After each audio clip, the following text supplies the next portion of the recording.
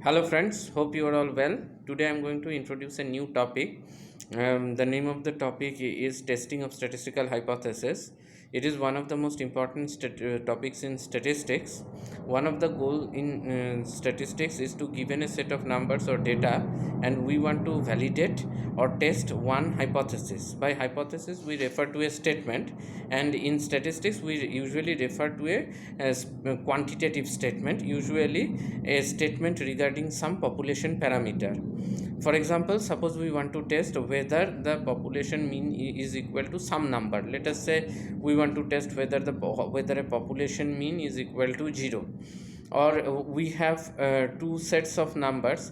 Based on that, they are coming from two different population. We want to compare whether the population means are equal or whether the population variances are equal.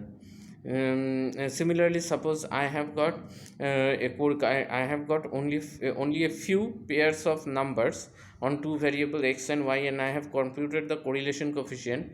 I find that the correlation coefficient is close to 0. Suppose I have observed that correlation coefficient is 0.05. Then will I consider it to be equal to 0? That is should I ignore the value 0.05, or should I say, okay, no, still there is some scope of trying a linear relation or a straight line, try to fit a straight line. Then suppose you have observed that the correlation coefficient is high, it is close to 1. Then you can go try to fit a straight line with a positive or negative slope, and then after fitting that straight line, how well has this fitted the data, that is something you want to verify.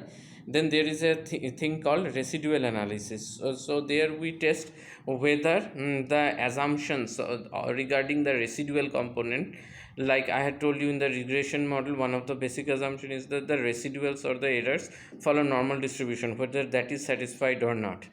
Similarly, we have suppose two groups of students. We want to compare their performances, so we may compute their average scores. Now the average scores, if they are numerically equal, and then we may conclude that the two groups have performed as the performance of the two groups are same.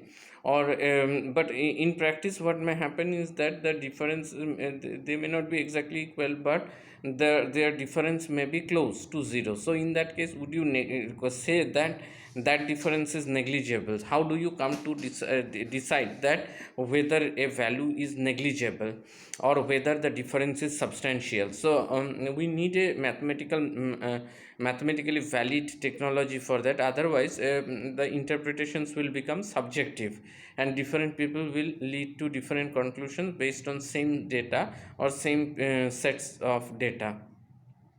So I will quickly introduce some terms. First of all is a hypothesis. Hypothesis is a statement regarding some parameter or parameters of the underlying population from which the data is generated. And then second is the concept of a null hypothesis. So usually this is the hypothesis that we want to verify or validate. In some books you will see that it is written a hypothesis, null hypothesis is a hypothesis of no difference, but that is something I will not endorse. But because what do you mean by hypothesis of no difference? All the time we may not be testing the difference between two populations. We maybe just want to test whether whether some value of a parameter, say whether the mean is equal to 0 or not. So I would simply say that okay, in testing of hypothesis, we want to validate some hypothesis. So the hypothesis that you want to validate, that we call, or test, that we call the null hypothesis. Now, so we have null hypothesis, we have the data. The basic idea of testing of hypothesis is like this. So given the data, we look for evidence for or against this null hypothesis. If the data provides evidence that is strong enough to suggest that the null hypothesis is not likely to be true, then only we reject it. And in the case the null hypothesis is rejected, of course we have to accept, we have to go for some other hypothesis, and then that hypothesis is called the alternative hypothesis. So it is in statistical hypothesis testing problem, you have a null hypothesis, the hypothesis that you want to test, the data which provides the evidence, and the alternative hypothesis. So this is a hypothesis which we will except if the null hypothesis is turned down by the data. Now it is similar, the concept is similar to a court case, that you have a convict now, and you have the evidence produced in the court, but unless it is the evidence suggests otherwise, the court, the convict will not be considered as guilty. Only when the evidence is strong enough to suggest that the convict is guilty, and then the punishment will be pronounced. So the idea is similar here. You have a null hypothesis, you try to validate that hypothesis based on the evidence provided by the data. Unless the evidence in the data is strong enough to reject it, we don't reject it. So this is the basic philosophy. And so we have null hypothesis, the data, and alternative hypothesis, these three things. Then question is, how do we extract evidence from the data?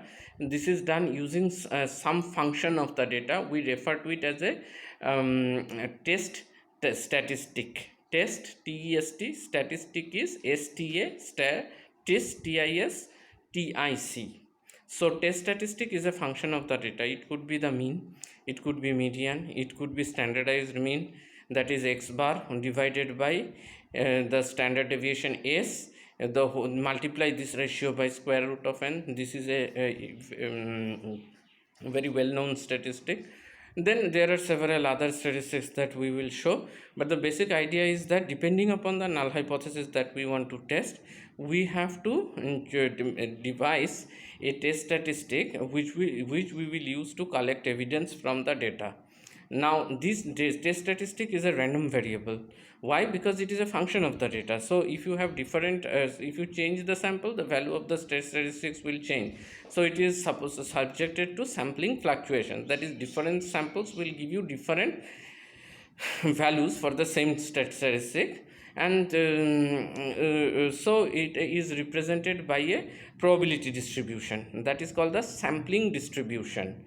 Now so we have got a few things. Now we have got a null hypothesis, we have got an alternative hypothesis, we have a test statistic, and then we have the sampling distribution of the test statistic. So basically, how does this testing methodology work? That I'm telling you very broadly. So I'm painting the picture with very broad strokes, if I may say. And so the idea says something like that.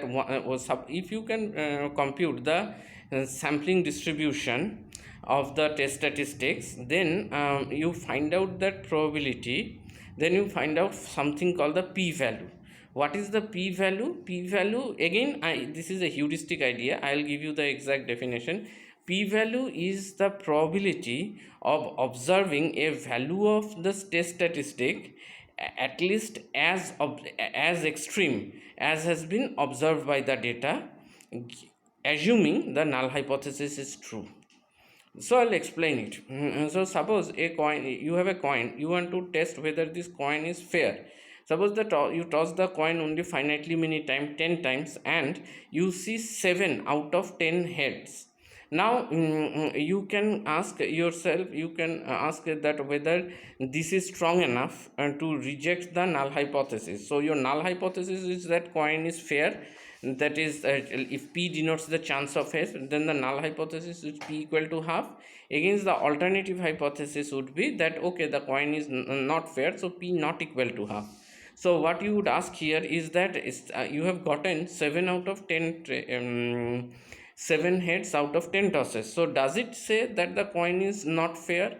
Really? So to what would be the answer to that question? We can always argue that okay, if I repeat this coin tossing 10 times again, then I might get other way around, I might get 4 heads next time and 6 tails. So then the evidence provided by it changes. So the best way thing to do that is to compute the so assume that the null hypothesis is true. So suppose p is half. In that case, what is the chance? If I have a fair coin, then what is the chance of getting 7 or more heads in 10 tosses? That is something we can compute, because you know that the number of heads in this case follows binomial distribution. So we can find out what is the chance of actually getting that 7 or more heads in tossing 10 coins. Now if this probability is not very small, again we need a benchmark to say whether this probability is very small or not. That is something we will come, but suppose we have some way. So if we see that this probability is not very small, then we'll say okay, so it is quite possible that by tossing a fair coin I might actually get 7 out of 10 heads. So then we will not reject the null hypothesis that it is fair. So this is how we decide. The main challenge is to first decide what would be the appropriate test statistic, find the sampling distribution of the test statistics, assuming that the null hypothesis is true, and the third is to compute the p-value. Nowadays most of the if you know what statistics to use, now most of the statistical software will do the job for you. That is, there are a large number of tests for which the statistical software will compute the p-value. So only you will have to see that whether this p-value is small enough. If the p-value is very small, then you say that okay, if it is very less likely that under the null hypothesis I would get such an extreme result, so I will not accept the null hypothesis. So that is the main idea that I wanted to convey, that in statistical testing of hypothesis, you have null hypothesis, alternative hypothesis, evidence provided by the data, and then you have to decide upon something called a test statistic, then the sampling distribution of the test statistic, and compute the p-value. P-value is a conditional probability, I have explained it with an example. So I will get into more details, like there is something called type 1 error, type 2 error, and level of significance and power.